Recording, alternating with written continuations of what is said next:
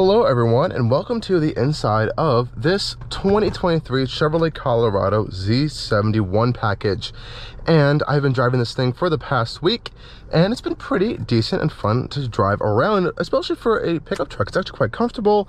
Steering is really light and nice, suspension's good over bumps. And I'm going to take you guys on a full drive of this thing. Now, if you haven't seen my full review video, definitely go check that out. I'm going to take you guys on a quick tour of the exterior before we head out on this drive. Just turn the daytime running lights on because they look pretty cool. Actually, let's put the headlights on because some cool fog lights. Here we have a glacial kind of blue paint. It's a metallic paint. I think it looks quite nice. Some nice fleck in it in the sunlight. This new design on the Colorado is also really cool. Much bolder and more aggressive looking than before. The Z71 trim is getting you these kind of red tow hooks, a little bit of a more aggressive fascia. We have fog lights down there, LED headlights, which is quite nice. Here we have the standard 18-inch wheels. You can get 20-inch wheels, which are more of a street-oriented tire on the Z71. Though these have these kind of beefier all-terrain Goodyear Wrangler tires on them.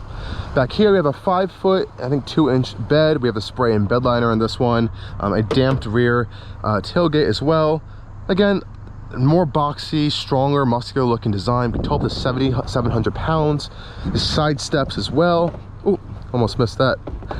Get it up there. Really cool stuff. Back seats are a little cramped, I won't lie. I could fit behind myself, but it's a decent amount of space. It's a little bit bigger than before, actually. But let's go take this thing on the drive. That's why you guys are here. We have a 2.7 liter turbocharged 4-cylinder engine under the hood as well.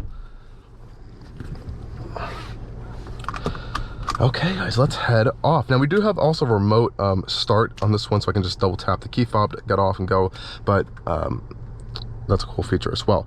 Here we have our 8-speed automatic gearbox. So we have a drive as well as a low. We also have a limited slip rear differential, as well as this transfer case and some drive modes as well. So we can kind of cycle through a few drive modes.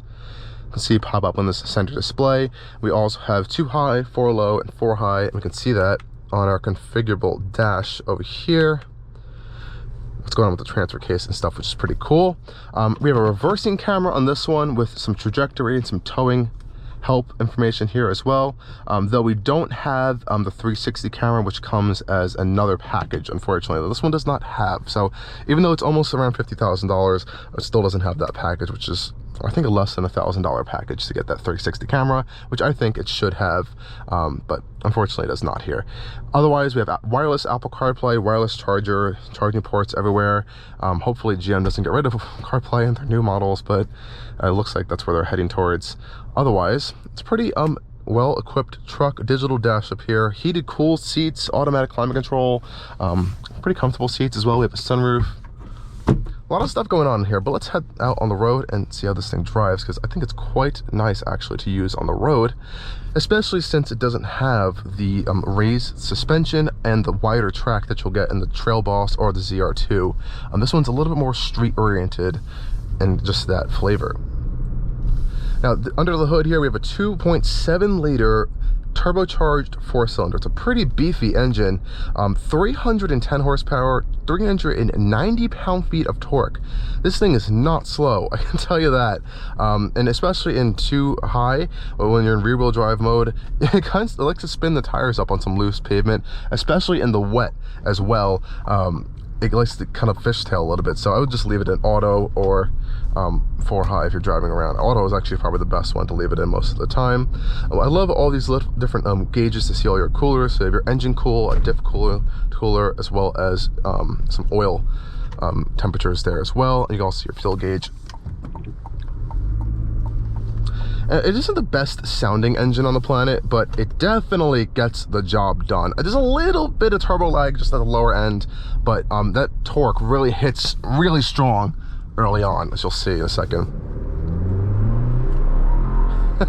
Spinning the tires there.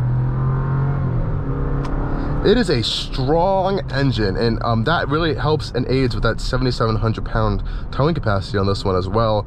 This thing pulls hard, and you know, obviously it's a truck, it's not kind of like a sport vehicle, but you never feel like you have a lack of power in this whatsoever. And I think that's a really fantastic feature here. And you have to remember, this engine actually makes more power and torque than both the old gas V6 as well as the diesel option that the old Colorado used to have, which is crazy.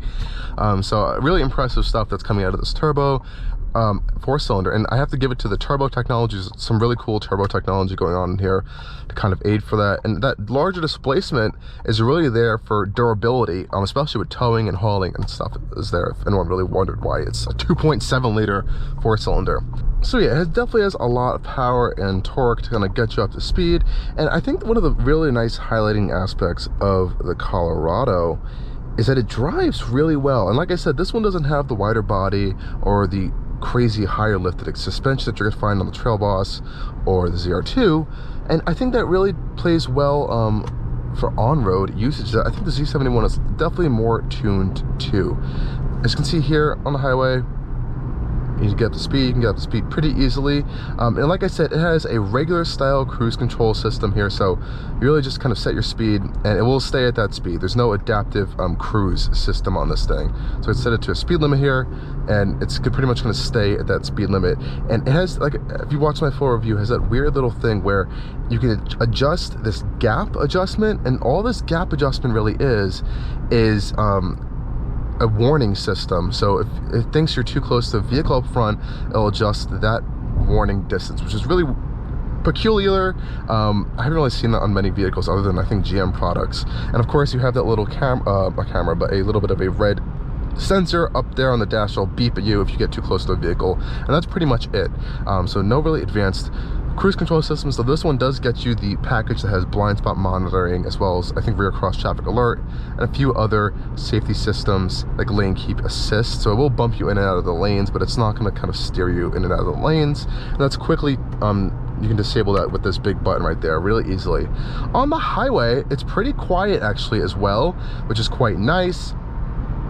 You are going to get some road noise and some wind noise from these windows. These aren't kind of like a luxury style acoustically laminated glass or anything, but it's generally quite nice on the highway. And I you know, another body on frame style vehicle, unfortunately I haven't driven that many pickup trucks this year, but I drove the Toyota 4Runner, which is a older style body on frame, and while I have to say that had a much nicer and softer and more like luscious style suspension, this definitely feels way better in kind of just a general driving dynamics department. I really have to say I like the steering on this Colorado. Whether you're kind of in an off-road or an on-road situation, it doesn't feel dead off center whatsoever. Like, I'm making movements to the wheels directly, and there's no feel particularly, which you really shouldn't be expecting in this type of vehicle, but it's very smooth and it doesn't really feel truck-like, if I'm going to say it in that aspect. It feels almost regular, like a regular general SUV. Even it could be unibody in that aspect. Now you will definitely notice over some corners you're gonna get the body roll and some stuff going on there, but it just doesn't feel like a truck, and I think that's a good thing in just general daily driving experiences. I will say the suspension over some bumps is a little stiffer than I was expecting, especially for, I believe it has some off-road bits on it, but generally it is pretty good at soaking up those bumps. It's just a little bit stiffer than I was expecting. I'd be curious to see how this drives with that thinner rubber and the 20-inch wheel on it, though. That would be very interesting to see. Nonetheless, driving dynamics are pretty nice, and of course you can configure these gauges to kind of how you like them on here as well. So you can see your speedometer, some music information. I really do like this screen right here where it kind of shows your pitch, roll, transfer case information. This could be definitely helpful for some off-road stuff. I think it's pretty cool. Yeah, that's pretty much it with that. And infotainment's really easy to use while driving as well. Quick access. It's not too far away from the driver, and I do like that you have these kind of physical climate knobs right here to adjust your climate control system, and it's not baked in the infotainment screen. And you know, on throttle just a little bit, you get a little bit of those turbo whooshes going around, which is quite nice. It's a little bit of entertainment coming from this powertrain. And otherwise, it's pretty nice. Now, fuel economy isn't particularly good. I've been driving 215 miles. I've gotten 16 miles to the gallon. And I haven't really, whoa. A little bit of some aggressive driving there. But I haven't been really driving particularly aggressively. And that's not the best fuel economy on the planet. Now this thing isn't really well EPA rated in general. It's in like the low 20s, high teens anyway, so this is going to be as expected. And of course it does have a higher ground clearance, beefier tires, so obviously you're not going to be kind of expecting good fuel economy out of these types of vehicles. So with a 4-cylinder, you would think it would be a little bit nicer. Yeah, that's about it with this truck. I wish we had kind of a bit of more of like an off-road style course that I could kind of take it on. Unfortunately, the road that I usually film my little dirt road videos is closed for some reason today. I think they're doing some kind of construction back there on the trail. So unfortunately, I cannot show you guys that, because that's where I was going to film this. Otherwise, we are doing a full on-road tour today with the Colorado, and honestly it is pretty good on the road as well. And if you need to throw stuff in the bed, haul some people around, you have all of that capability here, and I think that's where it really does shine the best. And then also the 8-speed automatic gearbox is pretty smooth in its operation as well. Really no complaints there either. And you know, visibility is generally pretty good here. I guess I could say at some points the hood may get into way, but thanks that it has that shorter style width versus the Trailboss or the ZR2, you don't feel like you're gonna be like hitting anything. Like I don't feel super wide on the road. I definitely feel tall, but not super wide. And I think that's a nice little touch with this Z71 package. So I think truck buyers definitely have way more options than I think ever before, especially as this market just keeps growing and growing and growing. Though, thankfully, this new Colorado is more competitive than ever, and I think it is going to do pretty well once they kind of get more out onto dealers. And it's pretty cool colors too. You can get this really kind of limeish orange green color, this glacier blue, or if you want to go a little bit more subdued, you can go with black or white. Nonetheless, guys, thank you for joining me on yet another POV drive video with Allcarnews, and as always, stay tuned for more coming soon. Cheers.